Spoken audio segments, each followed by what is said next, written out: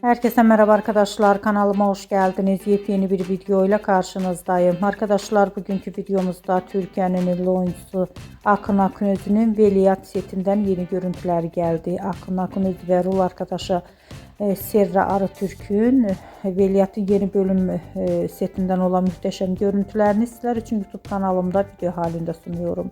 Umarım beğenirsiniz. Arkadaşlar, videomu beğendiyseniz kanalımı izlemeyi ve bildirim butonuna basmayı unutmayın. Şimdilik benden bu kadar olsun. Yeni videomuzda görüşmek üzere. Hoşça kalın.